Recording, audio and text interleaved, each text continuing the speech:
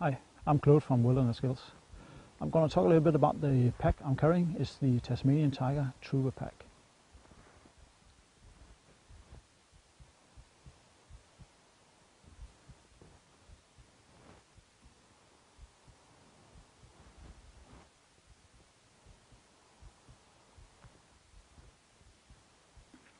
The Tasmanian Tiger Trooper pack is made out of 700 denier Cordura nylon, so it's quite heavy duty stuff. The capacity is 45 liters and the weight is 2.7 kilograms. The dimensions is 61 centimeters in height, 36 centimeters on the widest place and 31 centimeters in depth. Starting here on the top, there is a really robust carrying handle with a rubber coating. Really nice to grab onto, and it holds very well. On the sides there are two D-rings where you can attach bunky cords and various stuff. Right behind the carrying handle there is a port either for your drinking system or radio antenna. What I really like about these ports all over the Tasmanian Tiger pack here is that it has a rubber coating on the top and a small slit goes down to the main pack cloth. Where it also has a slit, but it is offset, so it's like a C. That makes it very difficult for the water to penetrate the openings here, and I really like that about the Tasmanian Tiger packs. Here on the side there are also a port for drinking system or antenna, and that goes for the other side also. Continuing forward to the main compartment, which is secured by a large zipper with two-way zippers. The zippers has a small piece of 550 cord, so you can use them even wearing gloves. And there is a small storm flap here on the top to protect the zipper from the rain. I think the size of the zipper is well in range of its function, so no problems with this one. And that goes for all the zippers all around here on the backpack. They are dimensioned to the purpose. Continuing here forward to the lid, you can see there are three pockets. Let's start with the top one. Has again a two-way zipper and a storm flap, and has a piece of Velcro here where you can place your flags and morale patches. Opening up the zipper, you can see there is some elastic band here where you can place various items to be secured by this elastic band. There is also a small pocket here with a zipper, again where you can place small items.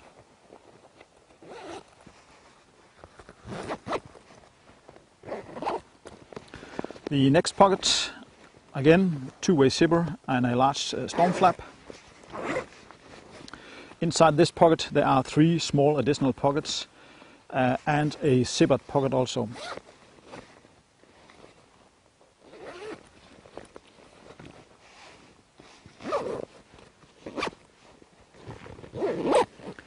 And the last pocket down here has a small area for name tags using Velcro, and 4 rows of pouch webbing, so you can attach mullet compatible gear on the outside. Again a large storm flap and two-way zippers. Opening up this pocket reveals 3 additional pockets here and some elastic webbing here on the top. There is also a small mesh pocket where you can put in all your gear.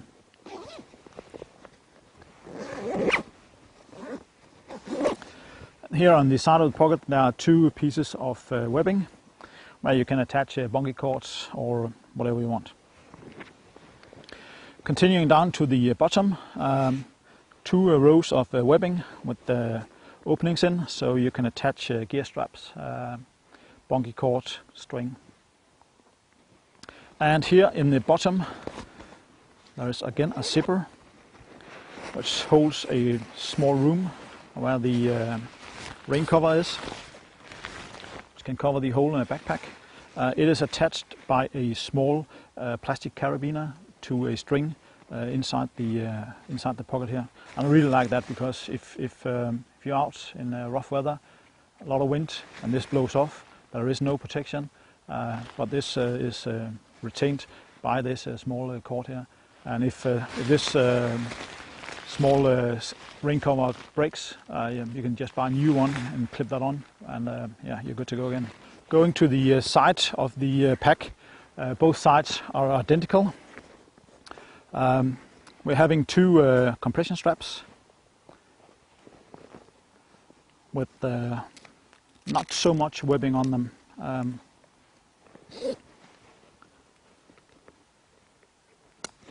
I can get my arm through it, no problems, and I'll probably be able to hold my beaver bag, my Corinthia Explorer 2 Plus, but nothing larger than that will not be able to be held by these compression straps. I know that it is compression straps, but you know, if you've got a lot of gear, you might want to use them. So that's one of the things that I think the Tasmanian Tiger should think about, making the straps a little bit longer. On the straps there are these small Velcro things, so you can roll up your strap and just secure it, and you won't have these long ends dangling around. That won't be a problem with this one anyway, because it's not so long. Then you have some rows of pouch webbing all the way down here, so you can attach different pouches and stuff. You should be aware of, if you're attaching larger pouches here, you won't be able to use the compression straps as well as without the pouches. Again, because the straps are so short, so they won't probably be able to reach around the stuff you have on the outside. Then we have a small pocket here with an elastic band. I'll just place one of these 1 liter Nalgene bottles here, so you can see what it holds. And it holds the Nalgene bottle without any problems. It's a little bit loose, but it can be there. You can even place a 3 liter bladder on the outside, having it to hang down here in the pocket, and then just attach it to the top pouch webbing here, if you want to do that. And ending up here, we have a good carrying handle also, so you can grab your bag and throw it around as you like. Really nice. Let's continue on to the back side. This is an older model of the Trooper pack. It is using the X-Lite Vario carrying system. I know the newer models, they're using what they call the V2 Plus carrying system, and there is some small differences, and I'll try to explain them. But on the top here, you have two buckles where you can pull the load closer to your back. That's really nice. The webbing here just continues down over the shoulder straps all the way down here. There are a couple of buckles here. There's a buckle here where you can tighten up a fixed distance to this buckle. And continuing down, there is a D-ring, and we have a sternum strap, which actually has a small whistle, functioning perfectly. And then the webbing continues down here to this buckle, where you can either tighten up or loosen the shoulder straps. I really like to have a quick release buckle down here because of the size of the pack. So if you need to dump it really fast, quick release would help, or if you're stuck someplace. Tasmanian Tiger choose this type here. I would rather prefer a quick release buckle. On the webbing here, there's also room for placing carabiners and stuff in these openings here. To adjust the shoulder harness is quite easy. You just loosen up the top straps here, open up for these two pieces of Velcro, and then you can pull out the shoulder system or the shoulder harness, and then place it on these black pieces of webbing in the back. So you can adjust the height so it fits your torso perfectly. As I read on the internet regarding the V2 carrying system, you should be able to move these shoulder straps like in micro increments. Without seeing or being able to try out the new system, I can imagine it's a little bit like the Mystery Ranch yoke system, the Cordura system, which is also used by Camelback Tricep, where you can move it up and down with no increments at all, but just with these micro movements, and then securing it by Velcro. I don't know if that's true, but it might be. The shoulder harness here is really well padded. Even when I'm carrying a lot of kilograms in my backpack, this really helps, and they're also contoured to the body, so that's a big help. And there is also see these small channels here, which will improve the airflow on your back, so you don't sweat too much on the backpack here. That leads us down to the hip belt, and I think a backpack of this size, you need a good hip belt. It is 45 liters, and you are able to stuff a lot of kit inside the backpack. So I really like this hip belt. It is well padded. What I might not like so much is the small buckle here. It is somewhat smaller than the normal buckles I've seen on the hip belts, almost half the size. But there is some adjustment possibilities here, especially on the side here. And you can also adjust the hip belts, pulling each side here. There are a couple of small elastic bands here where you can secure the excess webbing. It is actually quite easy to take off the hip belt if you want to. I don't see any reason doing it, but you can do it. And it is actually quite easy. You just open the lumbar pad here, which is also really well padded and fits me perfectly. Just open that one, loosen the two straps here on the side, and then you're able to pull out the hip belt. I won't take mine off because I'm keeping it on. And now, as you can see, there are two aluminium stays here. Right here in the back, there's again a piece of Velcro where you can place the aluminium stays and secure them, so you can use the backpack without the hip belt if you want. And the aluminium stays can also be formed to the contours of your back. One of the differences between the X-Lite Vario carrying system and the V2 carrying system is that you can take off your belt. Here on the outside of the newer belts there is pulse webbing, so you can put on your MOLLE compatible gear on that one, and you can actually use the hip belt as a combat belt or a warrior belt and still be able to use your backpack without the belt if you choose to do that. So that is one of the main differences between the X-Lite Vario and the V2 carrying system.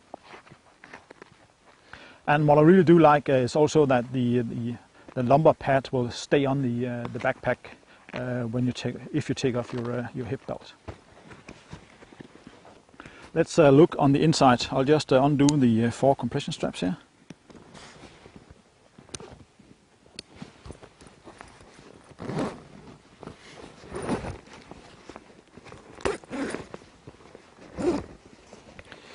So here you can see the big main compartment.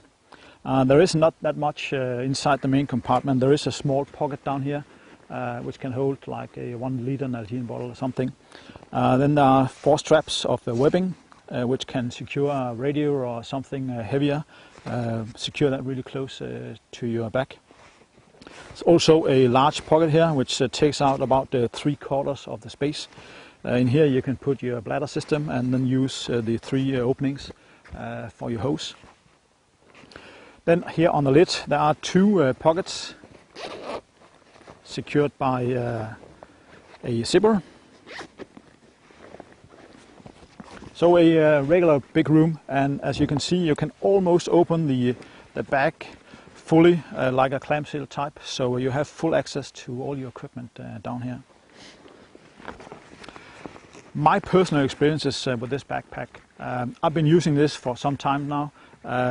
I really like it. It is well made. The quality of the stitching and the zippers and everything is really nice. What I don't like, I mentioned this before, especially here on the Tasmanian tiger bags, is the buckles. They have this springy sound when you put them together. Not like, like the ITW Nexus with the really click. This is more like a springy sound.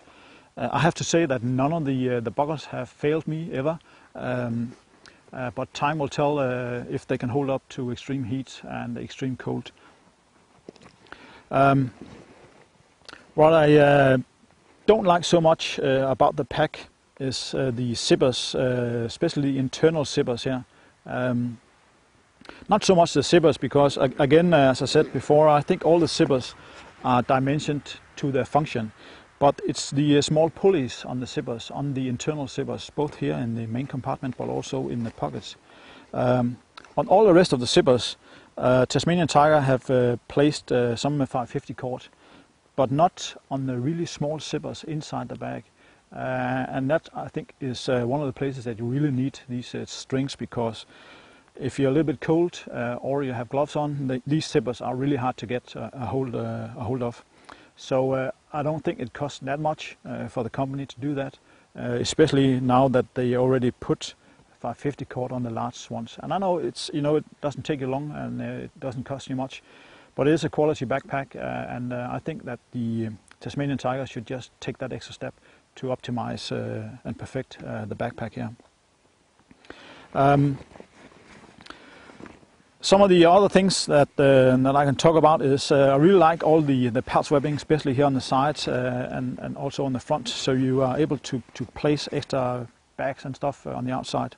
I would like to see longer straps here on the compression straps. I know they're compression straps, but anyway, you can also use them for extra loads.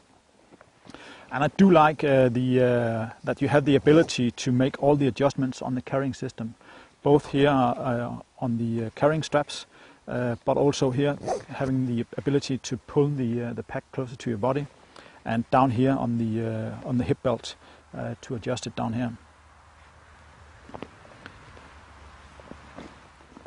I like the fact that they put in a small whistle. It's a detail, but again, you never know when you're gonna need a whistle in an emergency. So I think that's a really nice feature. I do like the 700 denier Cordura. It gives it a little bit more stiffness, if you like that. Again, when we come up to this size, I think 700 denier is a really good choice in the backpacks. That's what I had to tell you about the Tasmanian Tiger Trooper Pack. Thank you for watching. Have a nice day.